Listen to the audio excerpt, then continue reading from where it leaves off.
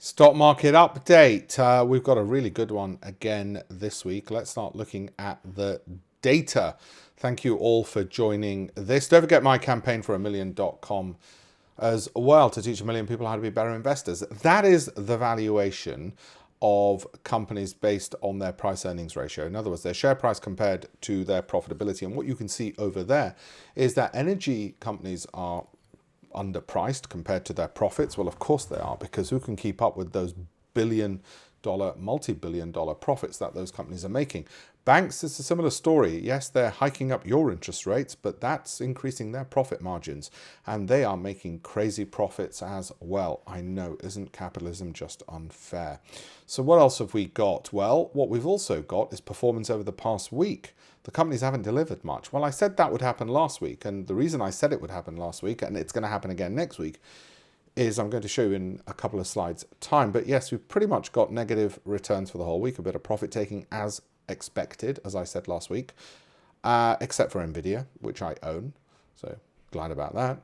This is price earnings growth ratio. In other words, share price relative to growth in profits of companies. And again, you want that number to be below 1. Green is good. Energy is green.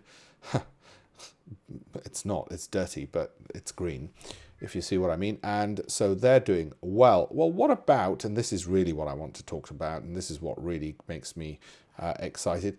I said the S&P would go lower, and it's bound to at least touch this support resistance line before either it bounces up or, logically, it goes lower. My money's on it bouncing off it. And why did we say it was going to go down last week and the week before? And why is it likely to go down in the forthcoming week? Well, a little bit of momentum clue is there. The weekly stochastic is the most sensitive of the technical indicators I've got on screen, the weekly stochastic.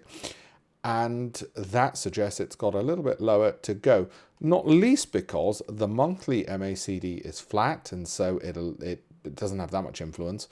And yes, the weekly MACD is rising, but it's not as important as the monthly. Therefore, this gets to play all on its own, and it's likely to go lower, and so it'll be another week of profit taking. Am I worried? No, because that is relatively oversold. And flat. Now, there could be a worst case scenario where it goes there and lower, but we'll wait. Let's wait another week to find that out. FTSE 100 looks a bit healthier. See that? Momentum definitely to the upside.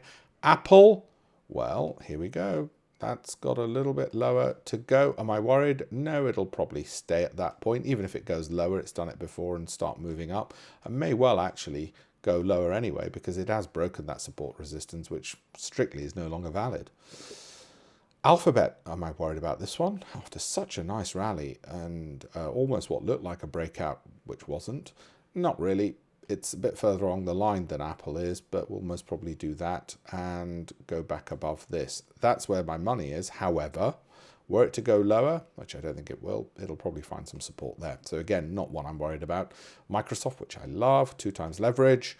And that should be the likely outcome. But again, you can see there's some downward space, and it may well, like I say, go lower before moving higher. So again, short-term profits, not worried. Not worried on this one either. I'll let you do these for yourself now.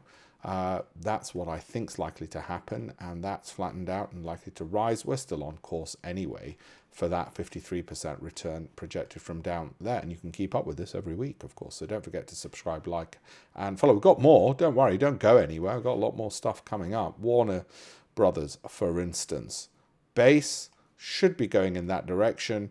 Yeah, that's it. Bottom line. You know, what more do you want me to say? Disney came off a little bit. Am I worried? No.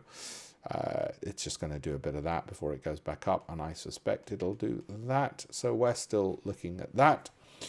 Taiwan Semi. Okay. Boom. Boom. Okay. So similar to the others.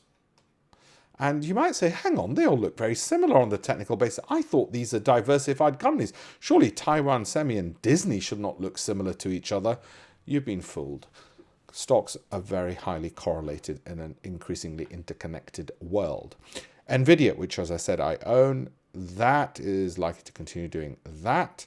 And as you can see, that's going up. Now, why didn't that weekly stochastic then fall and drag the price lower? Well, one reason is when the weekly MACD and the monthly is starting to rise, then they take precedence, and this can often remain, as you will know, overbought for prolonged periods of time, as it did here, and the price keeps going up. Okay, so when people say, oh, these indicators don't work, they actually just don't understand how to read them. That's the main problem, and ignorance often leads people to say stupid things, really, by definition. So where are we there? Flat. I own JP Morgan as well. And what do we got here? That's not that interesting. Anyway, I still think it'll be on that direction, and I'm still projecting that 40% return from, that start point there. I didn't get in here. I wish I had. Didn't get in here. I wish I had. It was up there, wherever that line was drawn. Tesla. Don't care about the narrative. I just care about which direction I think it's going, which is something like this. This tends to trigger lots of comments, which is great for the algorithms. But anyway, that's where we're going. That's the return that's projected from that point, which is when these weekly updates started talking about Tesla. And yes, I'm a shareholder. I've got a few more slides yet, but just in case, for those of you who've not had the privilege of going on campaignforamillion.com, do have a look. Lots of free resources. Let's look at some of the British companies, shall we? Associated British Foods. That way, looks fine, looks good. Okay, what have we got? It's undervalued as well. By the way, I've used retail platforms for all of this. I've not used anything complicated. I've just used retail platforms because I find that, well, your retail clients who are largely watching this, so I might as well use retail platforms like this is Sharescope. Okay, so it's nothing that you can't get your hands on. Okay, there we got. Now it's overvalued, so you might say I'll stay clear of that. Entain, when you get the MACD, I'm going to teach you something important here, just about to kiss its moving average like there, it often usually dips down before going higher. So that's why you've got this, and it might even dip a bit lower before going up. Okay, 34% undervalued. This tends to, like I said, just tends to have a bit of a dip, a bit of a wobble, because things don't just go up in straight lines. And 21% undervalued. K3 Capital, nicely moving up and undervalued. Keller, moving up, overvalued. You might want to stay clear of that one as a result of its overvaluation. This, by the way, is based on discount cash flows. Discount cash flow. Again, I've used retail platforms for all of this. RWS, okay, just about to kiss that, and therefore may well fall. So if you're not in, you probably don't want to get in yet and just see what happens. If you're in, then you won't be worried because you know that typically can happen. Undervalued on discount cash flow. There we go. Upwards, Spectra, and 65% undervalued. UP, now you can see it here really well. Really gives the game away of what often happens, doesn't it? But it's undervalued, so the falls shouldn't be that great, should they? Expediator, okay, undervalued. Bionteventics, overvalued. Might want to stay clear of that one. Breeden Group. Okay, and by the way, I've picked stocks here which are on my approved filtered list, which I give my clients. So they are stocks which, as a result, because they're on the approved filtered list, they are ones which already meet a lot of different criteria: value, growth, income, cash flow, and the like. Okay. Breeden, 69% undervalued. CRH, going in the right direction, 27% undervalued. Now, this is a good example where you've got a company which did go close to its moving average, then fell down.